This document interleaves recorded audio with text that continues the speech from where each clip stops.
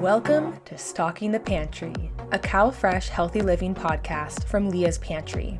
We'd like to acknowledge our funder, the CalFresh Healthy Living Program, an equal opportunity employer and provider. On this show, we discuss any and all things community nutrition, food equity, and nutrition security. This is a space for thought leaders to share success stories and strategies for equity-centered and resilience-building initiatives. We hope to foster collaboration and community, as well as leverage strengths among listeners, guests, and hosts as we share ideas and dreams of building a more equitable future where everyone has access to healthful, nourishing food.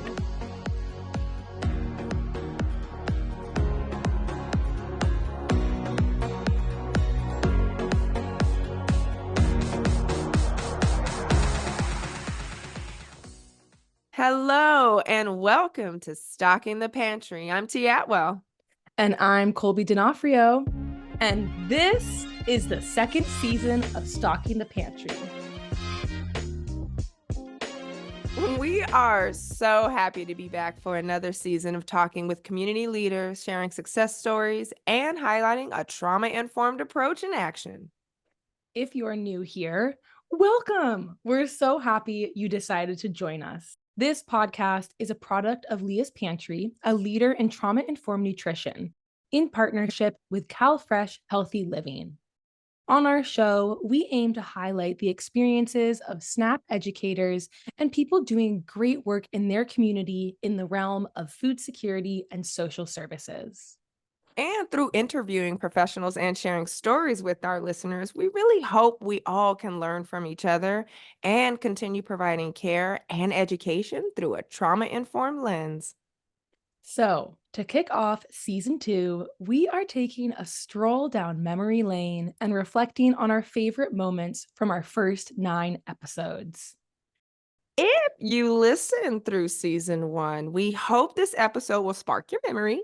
And if you haven't had a chance to listen to season 1, hopefully this will pique your interest to check out some of our previous episodes. Let's get into it. In looking back at our library of episodes, I first want to say, wow, we have come so far. Definitely. The show has evolved so much. We have grown as hosts, okay, I'd say, alongside such a great expanding podcast team. Absolutely. And so as we kick off this season, we want to extend a huge thank you to the people working behind the scenes that made this beautiful show happen.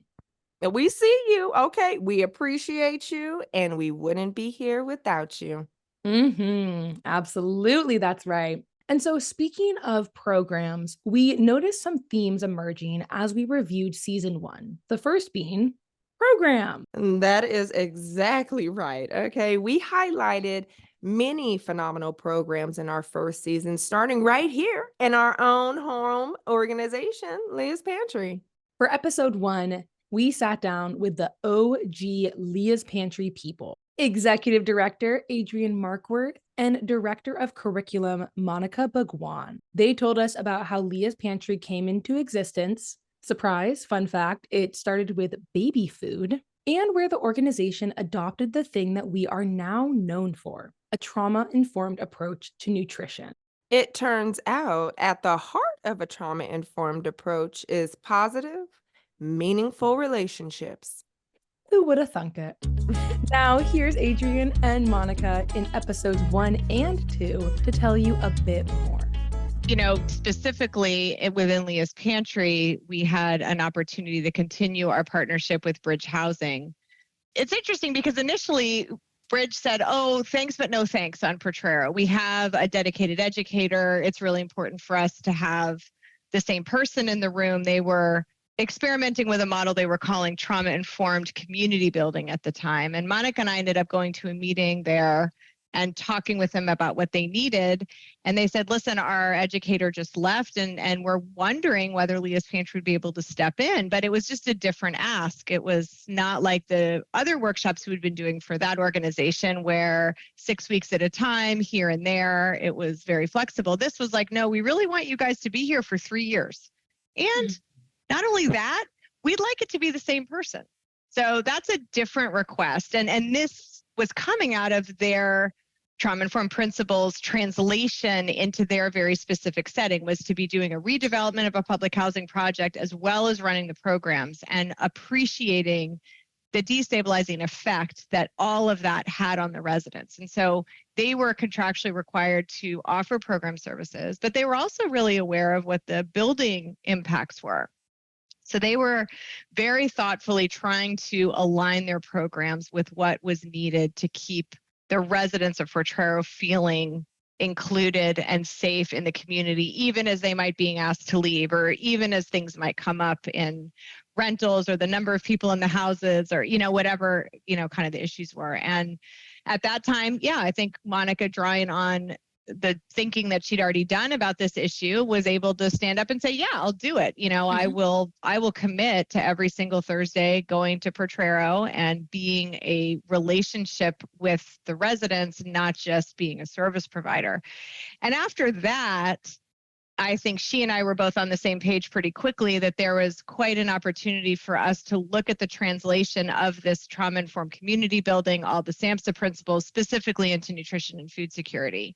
So it was nice to have that opportunity for such a specific and transparent request by a partner. I mean, it took a long time after that for us to really get where we needed to go, but it was very thoughtful work and it was hard work. And we were also busy doing a lot of other things at the organization. It wasn't as though we could just sort of stop and make this huge pivot. The actual official pivot didn't come until 2019, although we did start working very intensely in that area, probably starting in 2016. Yeah, it was, a good synergy in that some of the conversation was starting to percolate in services, but not as heavily as it is now.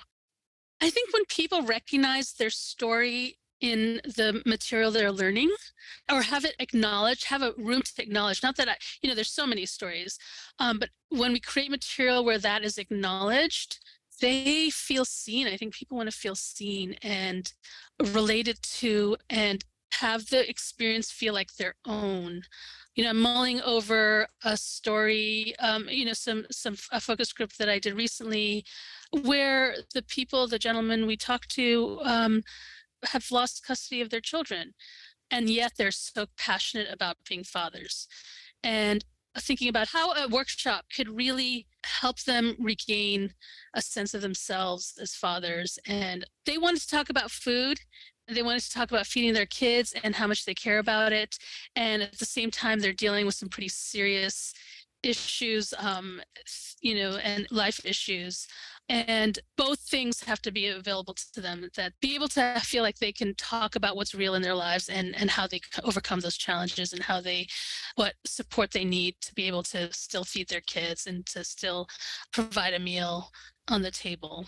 And I think people, our SNAP-Ed participants bring so much into the room already. I've had just great experiences getting to kind of just enjoy people in a workshop setting, that I just want to make that more of an experience for people, and that they can get more out of it. They get more, they can ask more questions and they can make it feel more relevant and applicable to their lives.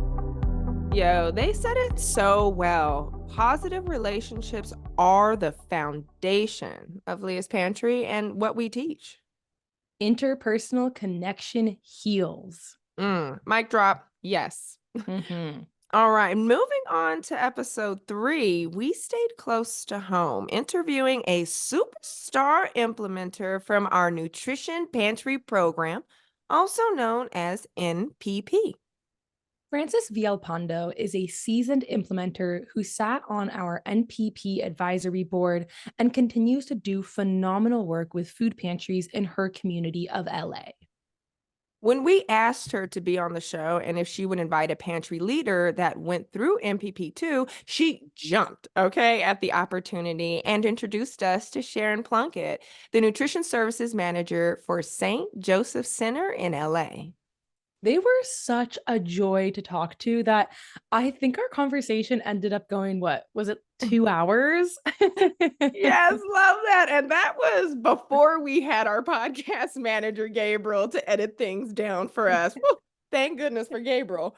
Thank goodness. And we definitely learned a lesson there. Mm. 2 hours is probably too much. Right. But it was I hard to agree. stop the conversation. They were so great to talk with. Definitely, definitely. And what really struck me about this conversation were the levels that Francis and Sharon saw in food distribution.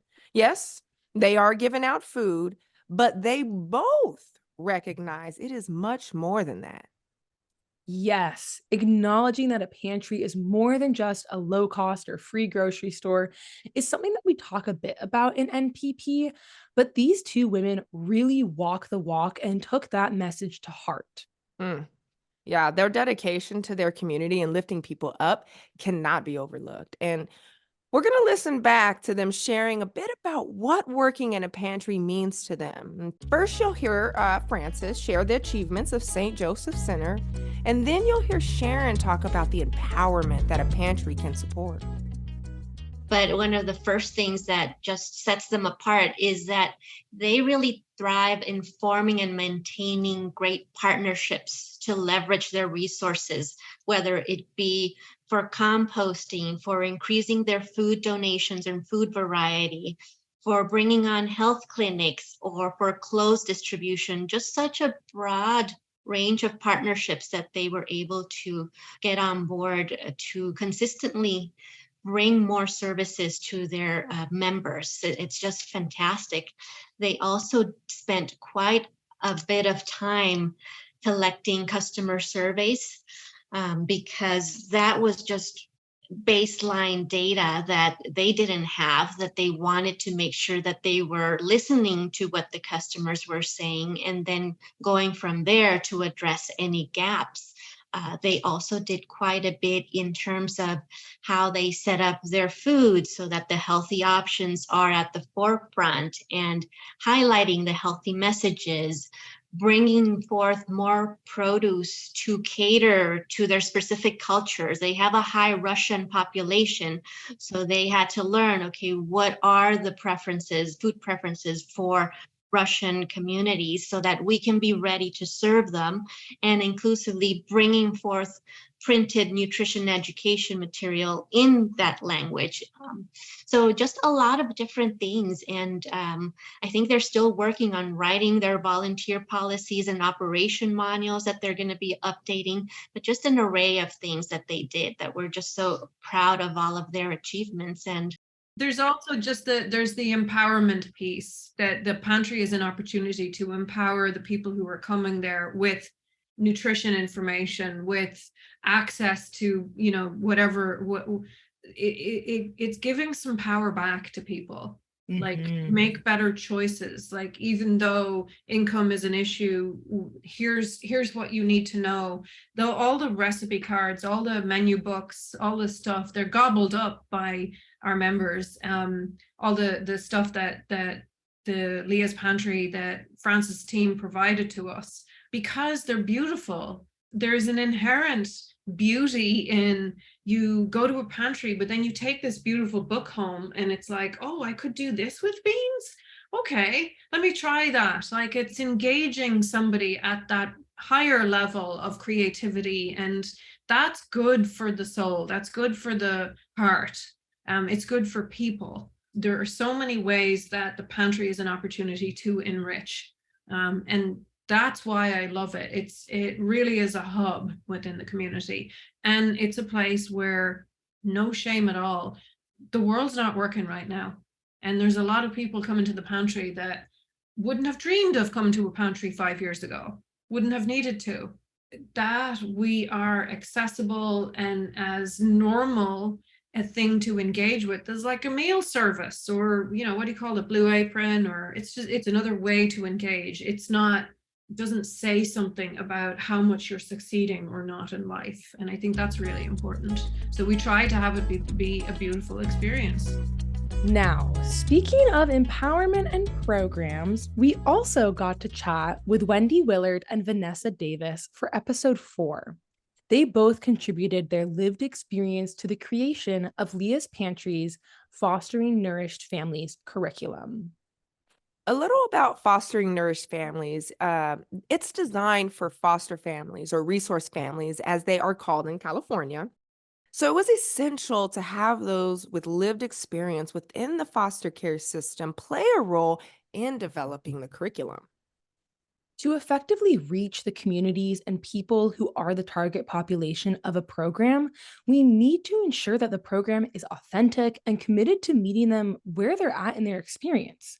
And through our conversations with Wendy and Vanessa, the importance of including lived experience in a program really shone through.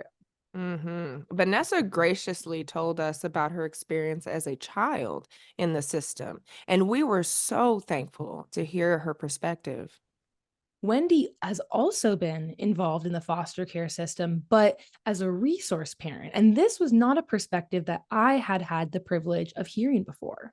Yeah, Wendy actually used to work at Leah's Pantry. So she has an understanding of a trauma-informed approach, and you can actually hear her speak about the patience a trauma-informed approach requires. It definitely requires some patience. Oh, yeah. It requires patience to, be able to step out of your comfort zone, meet another person where they're at, even if that's not where you're at, or even if it isn't where you might want them to be.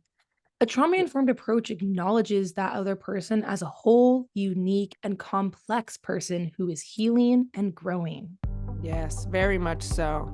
Here, let's hear Wendy share her story about feeding foster kids in her care. Yeah, and I think just the last thing I'll add on that is like being able to surrender that as something that you don't have to change overnight, to your point of this fruit doesn't ripen overnight. It's this idea that all these things have been baked into them for a pretty long time. Right. So if they spend the whole day eating white or brown foods today, it's not the end of the world. Right. I'll get, a few colors into them, maybe one today, one tomorrow. Just it is, I think it doesn't take as much patience when you're willing to surrender the control of that and say, yeah, it's a marathon, right? It's something that's going to happen over the long haul. And I think what's really hard about foster care is I often am not around to see the end of the marathon. Right. Right. Wow. Yeah. I'm there just for a leg of it. And that's challenging, but also just forces me to trust that what I'm doing is going to have long-term benefit, Oh, even yes. if I don't see the short-term benefit necessarily. One of the first things that became very obvious was that even just their habits around the dinner table were very different than ours. We had both grown up in homes where you sat together at dinner and you ate together. Right. And they were in a very large family. I think 9 kids in the family, and had been living in a lot of different places, sometimes unhoused.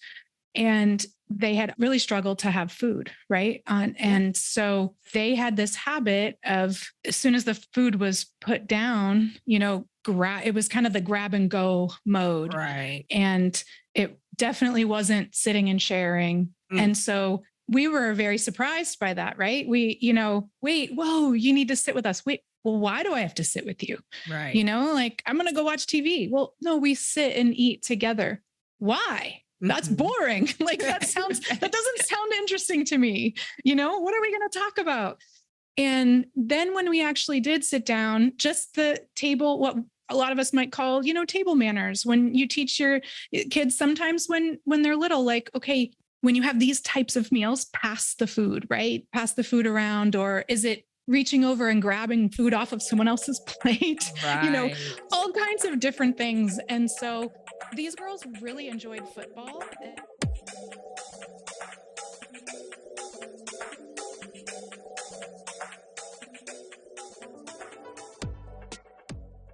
The final episode we'd like to highlight in this theme of programs is episode 5, where we spoke with some folks from Lindsay House.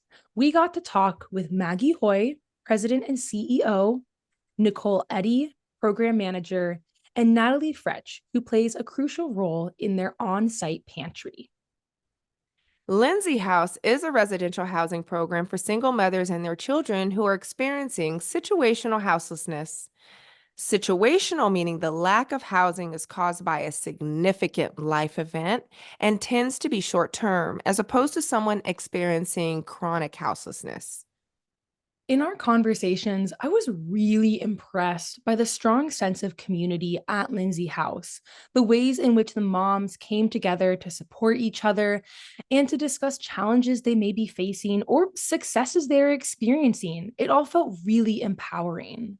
Yes. And I love that Natalie pointed out that these conversations often happen in the cooking or nutrition education classes and that they're associated with their on site pantry. Yep, those are some of the programs that Natalie runs. And Lindsay House as a whole has integrated a trauma informed approach into their organization and programming. And the impact is overwhelmingly positive.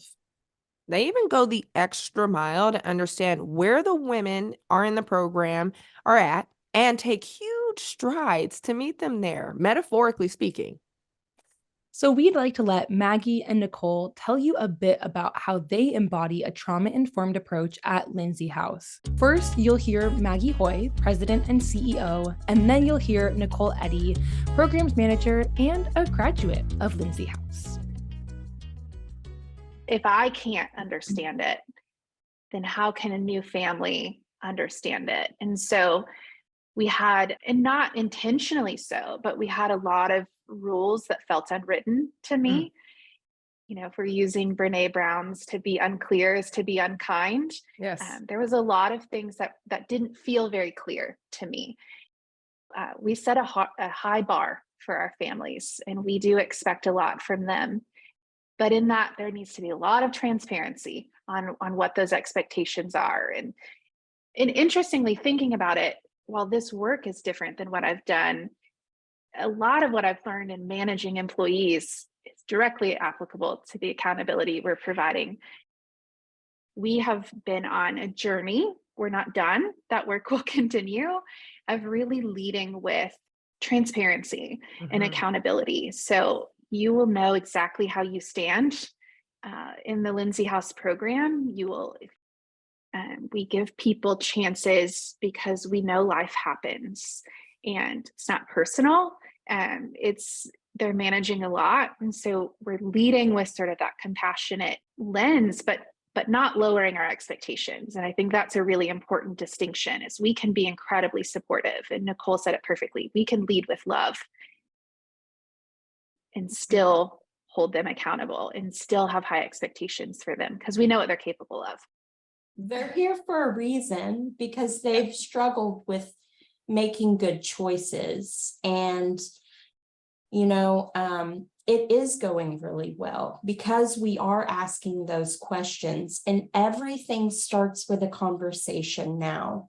It's the conversation of what's going on, what's happened, how can we support you? And the turnover rate has dropped. The success rate has gone up. People are making it. And there have been times where I'm like, here recently, where I've thought, this girl is not going to make it. And then months later, you're like, look at her, look at that growth, look at what she just said, look at that decision she just made. And it reminds you of why you're here. It fills your cup up. It makes tomorrow so much better.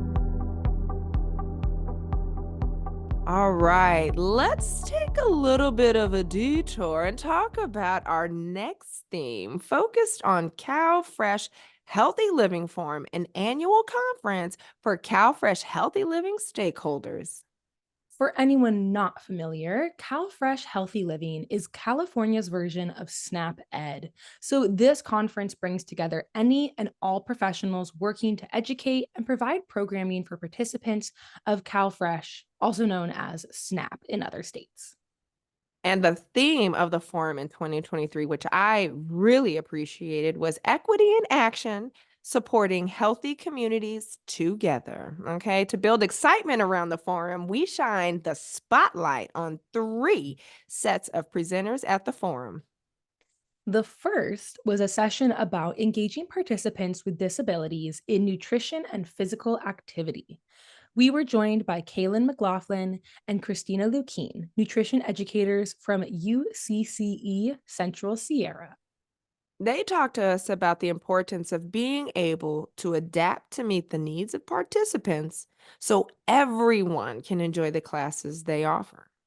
Here are Kaylin, who you'll hear first, and Christina, who you'll hear second, to speak about their experiences and advice for working with people with disability. So throughout the years, I've just noticed some participants use mobility aids such as crutches or wheelchairs. However, disabilities are not always visible. And so some participants have actually come up to me to let me know if there is some sort of adaptation or modification that I may be able to do on the spot. Because again, this is information that is not always shared with us as educators ahead of time. That has been sometimes the challenge. The success is that I've been able to move forward and successfully adapt to what is needed. You know, the first word that came to my mind when both of you were speaking was adapt. And it sounds like you're both very adaptive, whether you're in the classroom and in the spot, someone says that they need accommodations, or Kaylin, in your case, you took the initiative to educate yourself to make sure that you could provide appropriate curriculum for people who do have disabilities. And I think you're not alone in feeling like there's not a lot of guidance in this area. That's why I'm really, really excited to hear what y'all have to share at the forum. That leads me into my next question, which is, why do you feel that this is an important topic to share about at the forum this year? So it's an important topic because having participants be able to comfortably engage in all planned activities is part of the learning.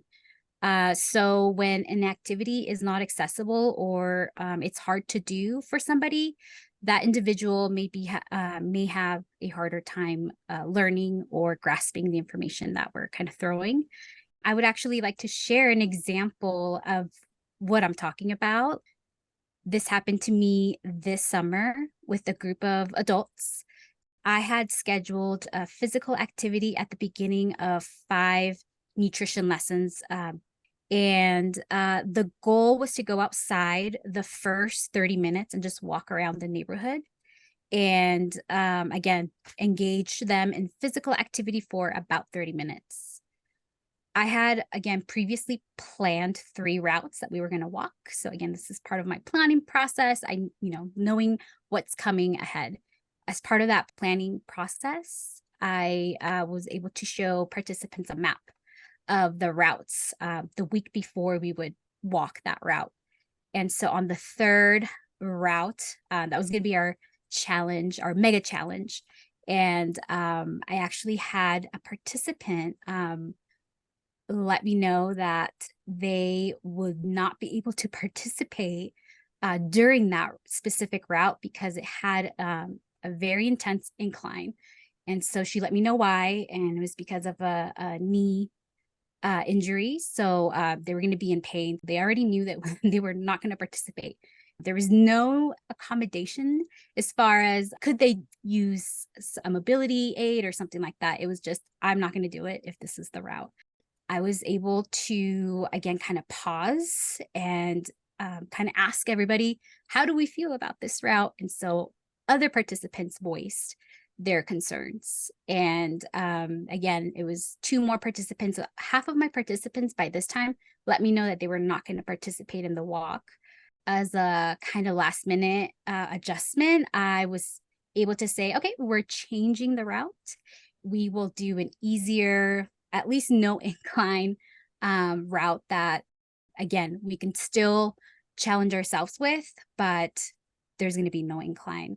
And as a result of that specific change, we were able to get all 6 participants to engage in that final walk successfully. For me, I'm hoping that our participants felt heard, they felt important, right? I'm important enough to have made this decision with the team, also that they're valued as a participant.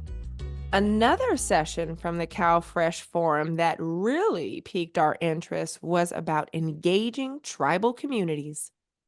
This one was with Cole Morales and Noel Desano from the Center for Healthy Communities in Chico, California. They shared some very interesting insights with us about the challenges and successes of working with tribal communities. I was very interested to learn that there are actually about 28 unique tribes in the region in which they work. And these 28 tribes make up about 14% of the total tribes in all of California. So they have a huge reach in their area. I totally agree. And it was especially interesting to learn that engaging with tribal communities, being that they are sovereign nations within local U.S. jurisdictions, they each have their own communities to govern and nurture. And while this might seem like a challenge or a barrier, Cole and Noel were not deterred by these complexities. They actually embraced it. I loved Noel's story of showing up again and again to meetings and gatherings on the reservations. And one of the elders even remarked, "Oh, you're here again." Like he was surprised by her commitment to meet with the tribe and tribal elders again and again and as many times as she needed until she gained their trust. Yes. And as Cole said, and I absolutely love this quote and use it often, one must move at the speed of trust. Let me say that again. One must move at the speed of trust. It makes so much sense once you think about it. Mhm. So, here are Cole and Noel talking about their experiences engaging local tribes in the Chico area. I think it's important to recognize and address the unique challenges and contributions of our Native American communities.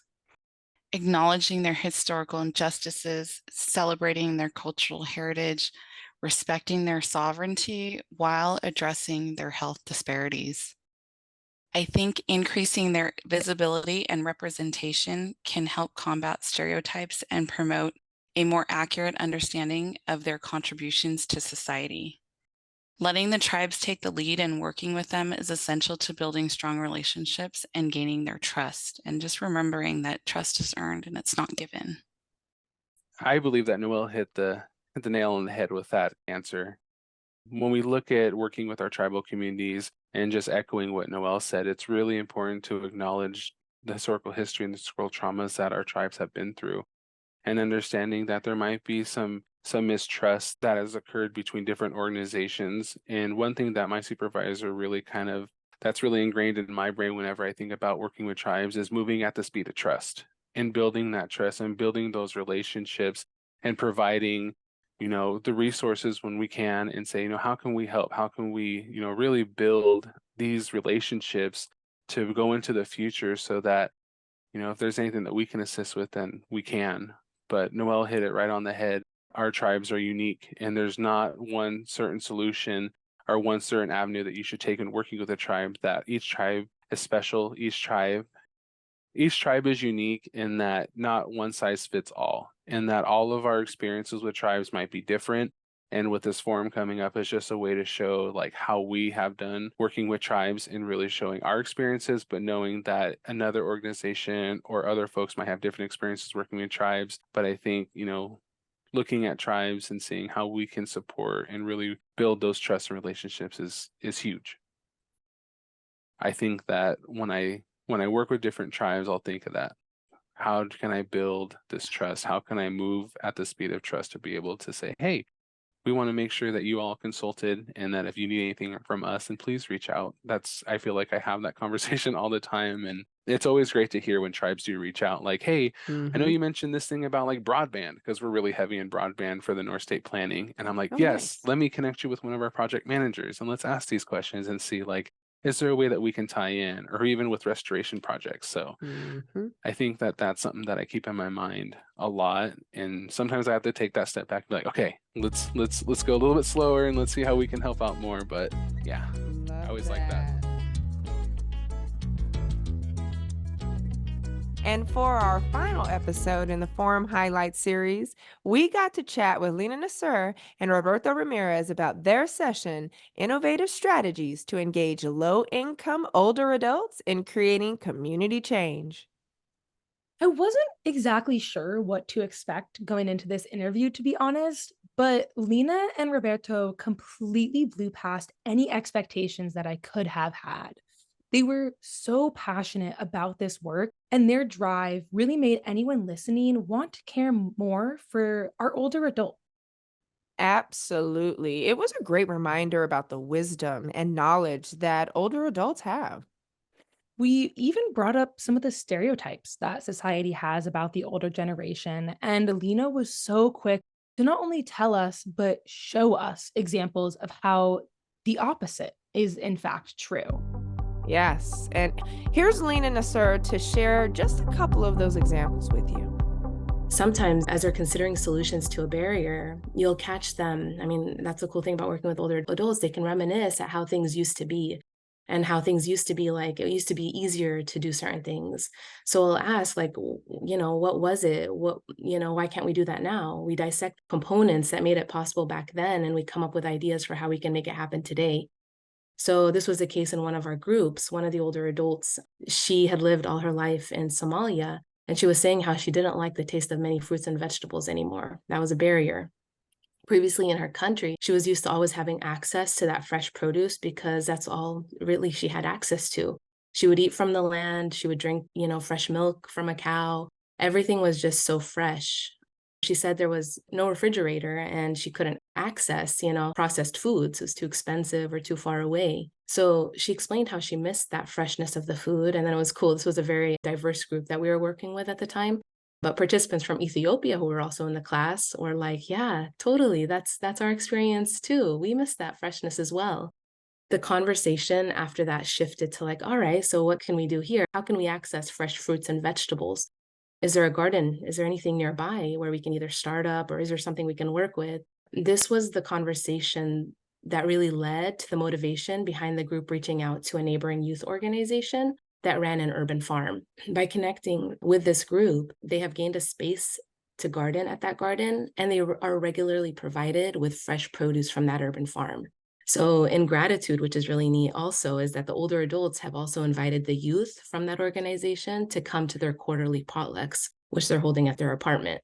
So that's something really neat that happened. In general, what I love about working with the older generation is that they have such valuable life experience, and you just have to tap them really to see all that they can offer. Sometimes we are just too busy running around and just doing what we are doing that we just don't tap them to see all that they can and are willing to offer. So I can see how negative stereotypes can come up, but it's really an unfortunate thing, as it's our loss when we don't really notice all that older adults can offer to our society. With the forum done and concluded, all the sessions were amazing in person, just by the way. There was one more organization that we wanted to shine the spotlight on, located in Tulsa, Oklahoma. And that's right. We ended season 1 with a heavy hitter, Tulsa Cares. We sat down with Casey Bosch, Chief Program Officer. Tulsa Care's mission is to provide services and compassionate care to folks who are low income and living with HIV, AIDS, and/or hepatitis C. I truly loved every episode we did in season 1, but there was something about chatting with Casey that really, really made me realize the importance of all we do here in the trauma-informed world. We focused on Tulsa Care's Second Cup Lunch program, a community lunch offering for staff, volunteers, and participants of Tulsa Cares.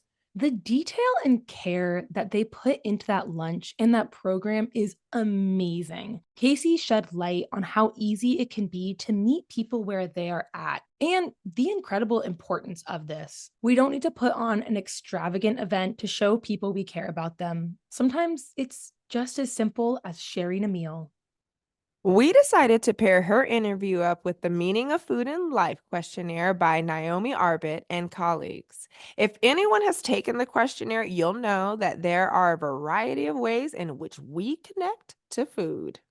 And the Second Cup Lunch incorporates all of them, which is an amazing way to show their care for all of their diners and their relationships with food. Here's Casey to tell you about what it's like being a part of the Tulsa Cares and the Second Cup Lunch community. Can you tell me about the relationships that have developed among diners and with staff as a result of the lunch program? I think what's really fortunate about our community is we're more of a long-term community. So we don't have a lot of people that go into care and then we don't see them 6 months later or 3 months later. We have long-term relationships because we're working with folks with chronic health conditions. So I think you already have some barriers already addressed on how do you create these kind of relationships where you get enough or understand enough of what's going on with the person to really help them with their quality life or help them, move to what they would like to see for themselves. So I think this opportunity is really, I can't express enough how amazing it is to create more meaningful relationships.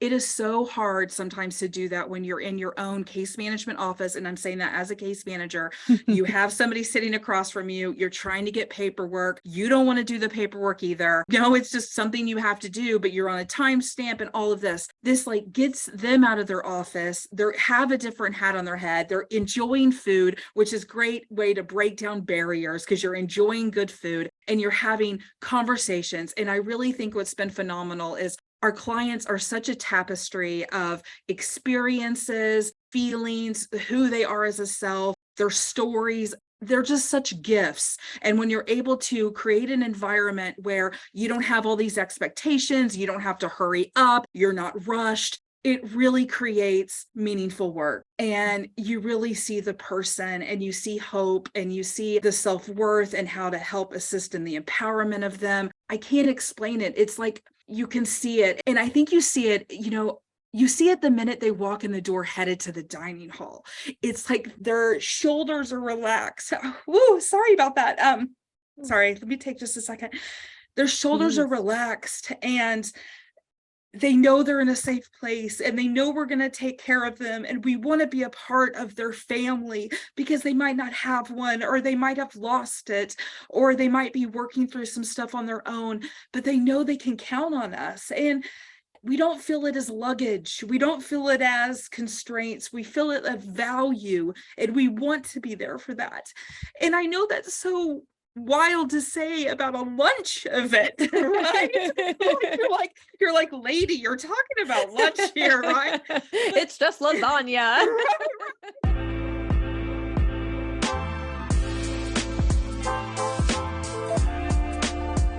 Oh, wow. What a season. Seriously, it was such a journey completing season 1. It was like a crash course in podcasting for us. And personally, I learned so much. Me too. And we are going to take all of these lessons and keep on learning and growing into season 2. That is absolutely right. And we cannot wait to share what we have in store for season 2 with all of you. More amazing community voices to highlight, more trauma-informed lessons to share, and more connections to be made. Thank you so much for joining us today. If any of what you have heard today piqued your interest, head back and enjoy what season 1 has to offer. And we'll be back next month with more fruitful conversations. Until then, ciao. This podcast is a product of Leah's Pantry, made possible by the funding from the United States Department of Agriculture, the USDA, and their Supplemental Nutrition Assistance Program, SNAP, an equal opportunity provider and employer. Visit calfreshhealthyliving.org for healthy living tips. Thank you so much for hanging with us, and I want to ask you this question. Do you know of any thought leaders or someone doing great work in your community? Well, we would love to interview them, and we'd love to hear from you. Find us online at leaspantry.org or on Instagram, handle at Leah's Pantry, or email us at stalkingthepantry@leaspantry.org.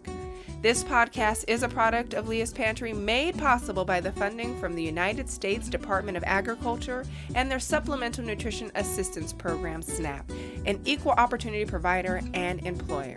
Visit calfreshhealthyliving.org for healthy living tips.